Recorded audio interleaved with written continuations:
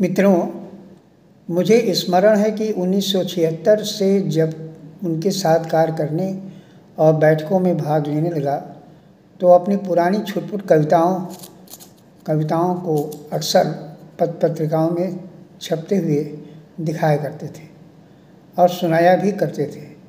कहते भी थे कि मैं कोई कवि नहीं हूँ, केवल स्वांतः सुखाई के लिए छंदबद्ध कर लिया करता हूँ। आगे चलकर उन्होंने गद्य रचनाओं में ही अपने विचार लिखे और प्रकाशित भी हुए। वो अक्सर मुझसे निराला, नागार्जुन, मुक्तिबोध, अज्ञेय की कविताओं पर चर्चा भी किया करते थे। हालांकि उन्हें नई कविता कम पसंद आती थी, परंतु मुझसे जुड़ने के कारण वो नई कविता को भी समझने की चेष्टा करते और अक्सर प्रश्न पूछा करते थे।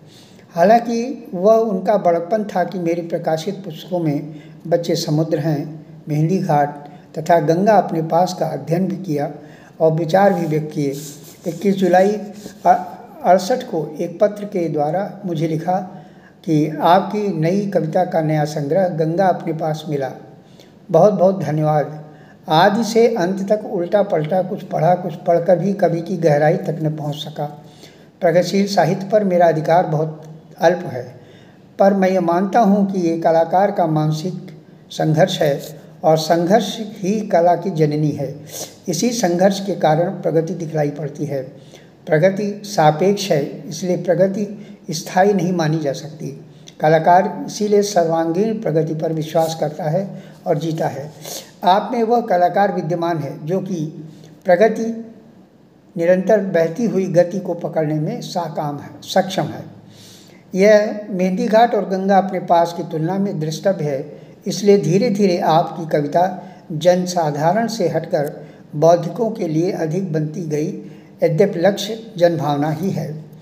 उनके पत्र से मुझे लगा कि उनके लिखने तथा बोलने की भाषा में कोई अंतर नहीं है और न ही छलावा है। सीधे सपाट तरीके से प्रतीक और रूपकों को समेटते हुए सर्वांगीण विस्तृत फलक तैयार कर कलात्मकता भर देते हैं। वह विशाल तो थे ही, उनमें गहरा अपनत्व था और ठेठ भारतीयता उनमें कूट कूट कर भरी हुई थी। इसीलिए वो सबसे आसानी से घुल मिल जाते और स्नेह आग्रह से अपना दीवाना बना लेते। उनमें पुराने ज़माने की मिठास भी थी, तो आधुनिक जीवन का संतरास भी झलकता था। वो कोमल भावनाओं से परिपूर्ण होने के बाद भी ठोस यथार्थवादी धरातल पर कार्य करने वाले मनीषी थे। महाकवि सूर्यकांत त्रिपाठी निराला और पंडित श्री नारायण चतुर्वेदी से असीम लगाव और स्नेह था। एक बार इलाहाबाद में दारागंज स्थित दोनों महारथियों के घर जाने का अवसर डॉक्टर साहब के साथ मुझे भी मिला। दारागंज पहुँचने पर उनके पाँव में थिरकन का मैंने अनुभव किया और अपने को समेटते हुए पंडित श्री नारायण चतुर्वेदी के विस्तृत प्रांगण में पहुँचे। उनके ठौर ठिकाने को देखा और आनंदित हुए। फिर निराला जी के नए आवास पर गए, जहाँ उनके पौत्र श्री गिरजाकांत त्रिपाठी रहते थे। वह अस्वस्थ थे, किंतु कन्नौज से आया हुआ सुनकर बाहर बैठक में आए और काफ़ी देर तक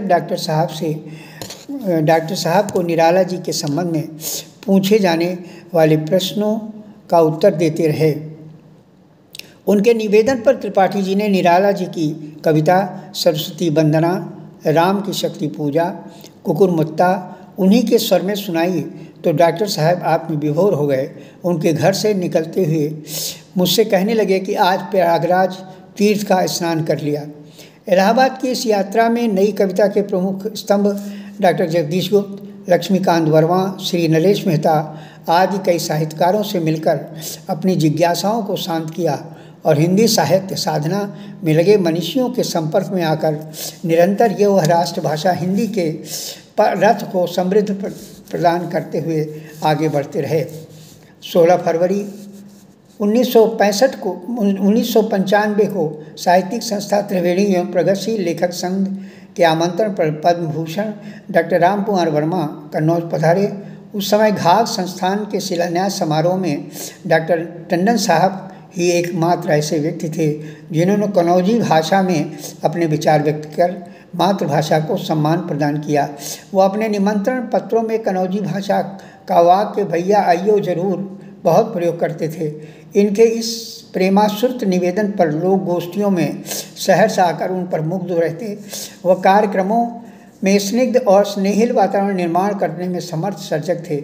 सर्वजन हिताय एवं राष्ट्र हित की चिंता अनेक गोष्ठियों, सम्मेलनों, समारोहों तथा उत्सव के अनेक अवसरों पर अनेक बार डॉक्टर साहब को विचार मग्न तथा कर्मशील देखा।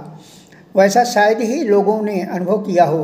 वो कटु वातावरण को भी स्नेहिल बनाने में समर्थ थे, इसीलिए कई विभिन्न विचारधाराओं के व्यक्ति उनके साथ बैठते उठते उनकी प्रशंसा भी करते थे।